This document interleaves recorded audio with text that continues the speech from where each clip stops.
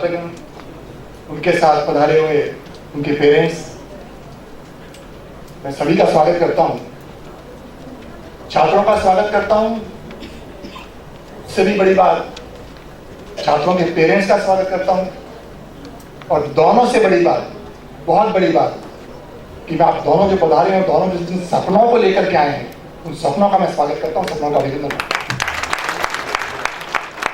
और मैं गीतांजलि परिवार की तरफ से साथियों आपको इस बात का एहसास दिलाना चाहता हूं कि आपके सपनों की कीमत हम जानते हैं। और जितने भी मेरे संकाय सदस्यगण यहाँ बैठे हैं, नीचे बैठे हैं, मैं उनकी तरफ से आपको विश्वास दिला रहा हूँ कि आपके उन सपनों को पूरा करने में हम कोई कसर नहीं रखेंगे। क्यों? क्योंकि जितने भी लोग बैठे हुए हैं, आज का दिन तो वैसे छात्रों के अभिनंदन का है, लेकिन मैं संकाय सदस्यों का इसलिए अभिनंदन करता हूँ साथ में कि वो जिन सपनों को आप लेकर के आए हैं, मुझे पता है कि कहाँ से आप आए हैं। आप MP से आए हैं, नीमच से आए हैं, कुछ बिहार से लोग आए हैं। इतने दूर से जो व्यक्ति आता है तो बहुत उम्मीदें लेकर के आता है, और वो उम्मीदें हम अगर पूरी करने में सक्षम होते तो हमारे जीवन की सबसे बड़ी उपलब्धि हो जाती है। सबसे बड़ी उपलब्धि हो जाती है। ये जिस बिल्डिंग को आप देख रहे हैं साथियों, ये आपको बड़ी अच्छी बिल्डिंग, मैं भी जब यहाँ पहले आया था 5 साल पहले, तो मुझे भी एक बड़ी अच्छी बिल्डिंग लगा रही थी। लेकिन इससे भी बड़ी सच्चाई मैं आपके सामने बताऊं, किसी भी संस्थान को बिल्डिंग्स बड़ी नहीं बनाती। उन बिल्डिंग्स के साथ साथ उसमें जो आत्मा लगी हुई लोगों की, वो आत्मा किस तरह की लगी हुई है। ये देखिए, ये शिक्षा और स्वास्थ्य, ये किसकी जिम्मेदारी थी? आज के 20 साल पहले सरकार की जिम्मेदारी थी। अच्छे कॉलेज खोलना, अच्छे इंस्टीट्यूट खोलना, अच्छे हॉस्पिटल खोलना, सरकार की जिम्मेदारी में फेल हो गई। और जब सरकार की जिम्मेदारी में फेल हो गई, तब हमारे अग्रवाल साहब को आना पड़ा इस कॉलेज को बनाने के लिए। अगर सरकार की जिम्मेदारी सफल हो जाती तो हमें ये बनाने की जरूरत नहीं थी, हमारे चेयरमैन साहब को बनाने की जरूरत थी। और इसीलिए मैं कई बार कहता हूँ कि जो बड़ी बड़ी बिल्डिंग्स आप देख रहे हैं, बड़ी अच्छी इंप्रेसिव बिल्डिंग जो देख रहे हैं, हमारे जमाने में इस तरह की बिल्डिंग्स थी। और ये जो बढ़िया कॉलेज आप देख रहे हैं, ये सरकार की विफलताओं के ताजमहल है। सरकार विफल हो गई और इसलिए हमें ताजमहल को बनाना पड़ा है। और आप बड़े किस्मत वाले हैं, बड़े आपकी एक अच्छा फ्यूचर है जिसको कि आप यहाँ पर लेकर के आए साथियों। ये संकाय सदस्य, मैं एक बार 5 साल पहले मैं यूनिवर्सिटी में एक बार मैंने कहा था कि जितने भी हमारे छात्रगण हैं, उनमें बड़ा जबरदस्त ऊर्जा है, उनमें बड़ी जबरदस्त एनर्जी, उनमें वो एनर्जी ऊर्जा तो देख ही रहती है यहाँ पर भी। लेकिन इससे भी ज्यादा एनर्जी हमारे संकाय सदस्यों में। आपकी एनर्जी को किस तरह से चैनलाइज करना है, ये हम लोग जानते हैं। आपने कई बार देखा होगा, जो बड़े बड़े हवाई जहाज होते हैं, 737, 747, और अब तो 3-3 मंजिल के हवाई जहाज आने 500-500 आदमियों को एक साथ लेके जाते हैं। 500 आदमियों को एक साथ लेकर के जाना, और 1.25 लाख लीटर पेट्रोल उसमें भरा हुआ होता है। 1.25 लाख लीटर पेट्रोल भरा होता है। 500 आदमी है, 2 मेंबर्स हैं। अब परेशानी क्या हुई है कि राइट ब्रदर्स ने जो 150 साल पहले हवाई जहाज का आविष्कार किया, एक गलती कर बैठे हो, वो आज तक नहीं सुधार पाए। हवाई जहाज में रिवर्स गियर होता ही नहीं, रिवर्स गियर नहीं होता कभी। अब होता है क्या, बड़े बड़े एयरपोर्ट होते हैं साथियों, तो उसमें आगे पीछे हवाई जहाज लगे हुए। मैं एक बार जेद्दा के एयरपोर्ट पर आ गया, हमारी बहनें बैठी हुई है, हमारे बहन मुस्लिम बहनें, तो मैं सऊदी अरब भी रहा हूँ, तो मैं जेद्दा के एयरपोर्ट पे गया, तो जब उनका त्योहार का मौसम होता है, एक साथ 250 प्लेन, अगर आप भी कभी गए हो मदीना और जेद्दा में, तो एक साथ एक बार रनवे को 250 प्लेन एक साथ खड़े होते, आगे वाले प्लेन, पीछे वाले प्लेन। अब परेशानी ये कि पीछे वाला प्लेन खड़ा हुआ है, अब उसको मान लीजिए डिपार्ट करना है, करे कैसे? वो इतना भारी भरकम प्लेन, उसके बाद क्या होता है, छोटा सा ट्रक ट्रैक्टर आता है, और उस ट्रैक्टर में बैठा होता है 8वीं पास लड़का, और वो ट्रैक्टर से एक चेन बांधता है उस प्लेन के, इसका वजन मैंने आपको बताया आपको, उस चेन को खींच करके उस हवाई जहाज को पीछे लेकर के आता है, और जब सीधा ट्रैक पे आता है वो, तब जाके पायलट कहता है बहुत बढ़िया, बहुत बढ़िया, अब हम उड़ा लेंगे।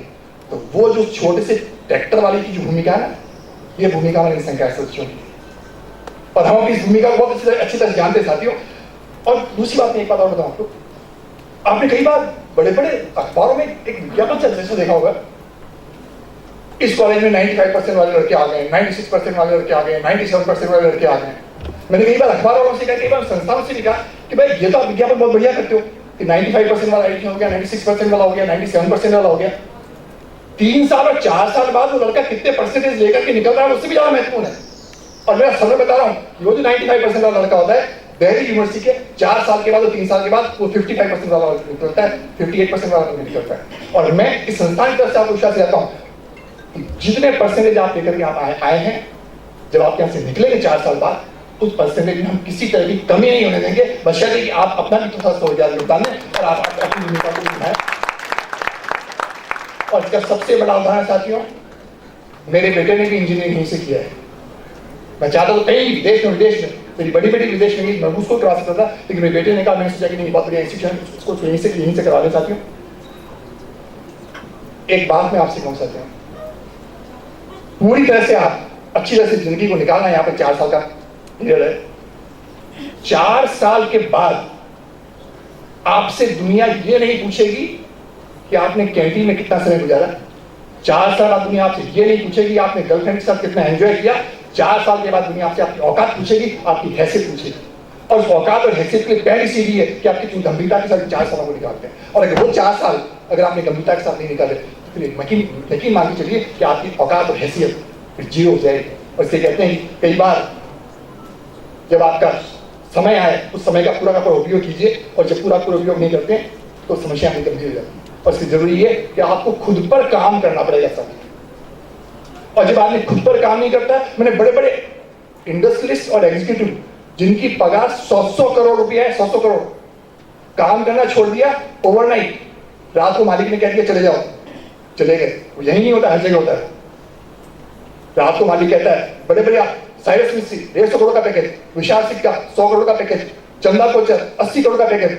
रात को नोटिस आ गया। क्यों? क्योंकि जब आप अपने ऊपर काम करना छोड़ देंगे, फिर आपका झंडा कितना ही बुलंद रहा उससे कोई मतलब नहीं होता है। अपने ऊपर बराबर काम करना चालू रखना, तभी जाके आप झंडा रह पाएंगे मार्केट। तेरी पेरेंट्स बैठे हुए हैं, मैं उन पेरेंट्स का बड़ा नमन करता हूँ। दुनिया में इतने उदार और इतने लिबरल पेरेंट्स कहीं नहीं है जितने कि यहाँ पर इस देश में।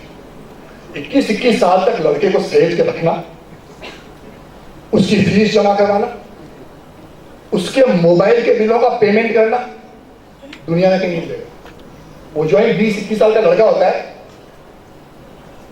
पेरेंट्स से कहकर के मोबाइल ले लेता ओप्पो। भाई पेरेंट्स ने ओप्पो तो दिलवा दिया, पेरेंट्स ने ये तो कहीं नहीं करेगा 24 घंटे से पॉपा करवा। अब वो पॉपो आपने चालू कर दी। अब परेशानी क्या है कि मैं कई बार पेरेंट्स से एक बात करता हूं कि भाई आप शिक्षकों से बहुत उम्मीद रखते हैं, अच्छी बातें उम्मीद रखिए। आप पेरेंट्स सोचिए, आंख बंद करके, एक छोटा सा सत्य आपसे मैं बता रहा हूं, आप अपने बेटे के साथ 10 मिनट अकेले में बात नहीं कर सकते हैं। 10 मिनट। और अगर 10 मिनट आपने बेटे के साथ में बात भी की ना, तो उसका ध्यान मोबाइल में होगा, आपकी तरफ नहीं होगा। और हम लोग 60 बच्चों को 1-1 घंटा लेकर के बैठते हैं। तब आप सोचिए कितनी मेहनत है, आपको कितना। लेकिन एक बात मैं कहना चाहता हूं, ये जो यज्ञ होता है ना, उसमें आहुति सभी को देनी पड़ती है। आपका उतना ही फर्ज है जितना कि हमारा फर्ज है।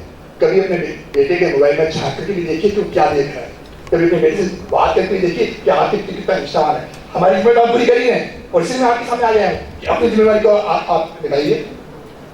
और जब साथियों सबसे बड़ी बात क्या होती है, उस मोबाइल में अभी 1 साल पहले, पर अच्छा इंसिडेंट बताऊं, जितने यंग लोग हैं, महाबली के पास अब एक सिपाही ने आत्महत्या करी, और आत्महत्या का लाइव वीडियो बनाया उसने, और लाइव वीडियो बना करके फेसबुक पे डाल दिया कि मैं आत्महत्या कर रहा हूं। उसके बाद उसने आत्महत्या कर ली, और उससे भी बड़ी बात, उसको 50 लोगों ने लाइक कर दिया।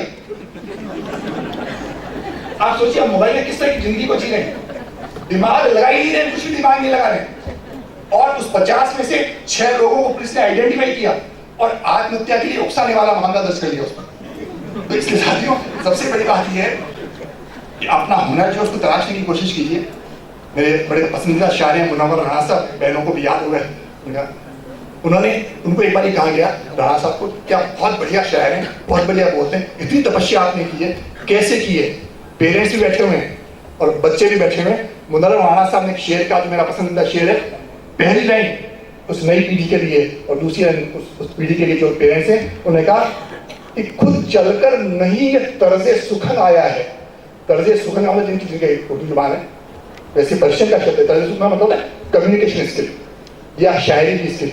तो उन्होंने कहा खुद से चलकर नहीं ये तर्जे सुखन आया है, पैर दाबे हैं बुजुर्गों के तो ये हुनर आया है। इसलिए साथियों, अपने पेरेंट्स जो भी आए हैं, जो टीचर्स हैं, उनका सम्मान करना सीखिए, क्योंकि ये वो वाली जनरेशन है जो पोस्ट कार्ड और अंतर्देशीय पत्र से लगा के मोबाइल तक आ गई और आपको मोबाइल सौंप करके जा रही है। इसलिए इस पीढ़ी के इन एहसानों का बड़ा ध्यान रखिए, क्योंकि कई बार समस्या ये होती है कि हम उन चीज़ों को भूल जाते हैं, पेरेंट्स के भूल जाते हैं, और जब आपकी एजुकेशन पूरी हो जाए तो दूसरी बात साथ में कहना चाहता हूँ, कभी आप अहंकार मत करें, क्योंकि जिस क्षण आप में अहंकार जन्म लेता है उसी क्षण उस अहंकार को नष्ट करने वाली शक्ति भी पैदा हो जाती है। प्रतापगढ़ का किस्सा बता रहा हूं यहीं पर। यहां पर क्या है कि अफीम की खेती बहुत होती है।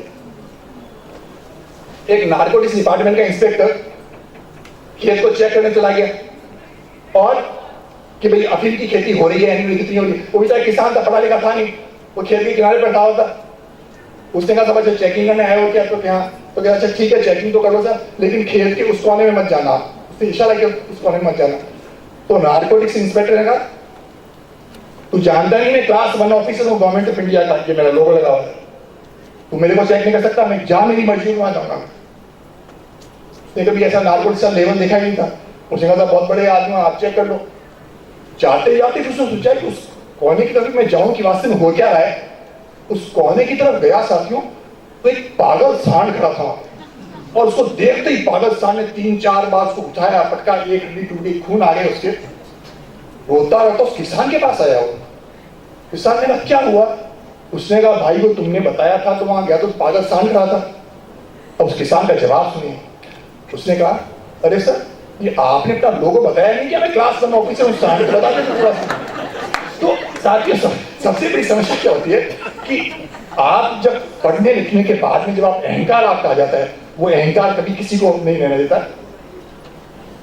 सचिन तेंदुलकर की बायोग्राफी में पढ़ रहा था अभी, उसने कहा 26 साल तक जो मैंने तपस्या की है, लोग मेरे स्टारडम को देखते हैं, मेरी ऊंचाइयों को देखते हैं, लेकिन मेरी जो रगड़ाई हुई है 26 साल तक उसको नहीं देखते हैं। 26 साल में उसने कहा कोई दिन मेरा ऐसा नहीं गया जबकि मैं सुबह 5:30 बजे उठ करके मुंबई के स्टेशन पे नहीं गया। और 500 डिलीवरीज फेस करने के बाद मैं सोशल मीडिया पे आता हूँ, उसके पहले नहीं आया। और ये जो हमारी जनरेशन है, आज खुलते ही सबसे पहले सोशल मीडिया पे आते हैं। तो परेशानी है कि आप जैसा बोएंगे वैसा ही आप काटेंगे। कहने का मतलब मेरा साथी ये है कि आप जैसे कर्म करेंगे ना, मेरी कुछ पसंदीदा लाइन है मैं आज में शेयर करके जाना चाहता हूँ आपके सामने कि कर्म तुम्हारा कल होगा। जो आज जैसा कर्म होगा वैसे तुम्हारा कल हो जाएगा। कर्म तुम्हारा कल होगा, और कर्म में अगर सच्चाई है तो कर्म कहां निष्फल होगा?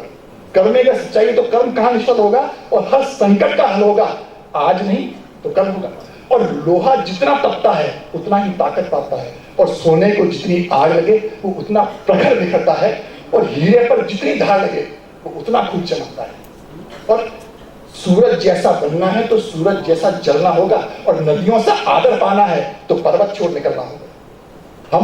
हम आदम के बेटे हैं, क्यों सोचे मार्ग सरल होगा, थोड़ा वक्त लगेगा पर संघर्ष जरूर सफल होगा, संघर्ष जरूर सफल होगा। तो साथियों, आपकी तालियां जब भी बजती है, मैं हर अंग से ही कहता हूं जब भी भाषण देने जाता हूं कि आप लोगों की तालियों से समर्थन होता है, वो मेरे लिए किसी पद्मश्री पुरस्कार से कम नहीं होता है, क्योंकि प्यार जनता होता है, वही आखिरी समय तक साथ देता है। मेरे एक मित्र थे, वो मुझे बहुत बढ़िया किस्सा सुनाते थे परसों ही। ये 2 आदमी दोनों बराबर जिंदगी में लड़ते रहे, टेंशन में रहे, और आज दोनों की मौत हो गई है और दोनों कब्र में पास लेटे हुए हैं। इसलिए साथियों, अच्छा भविष्य चाहिए, आपके सुनहरे भविष्य के लिए वापस कामना करता हूँ। धन्यवाद, नमस्कार।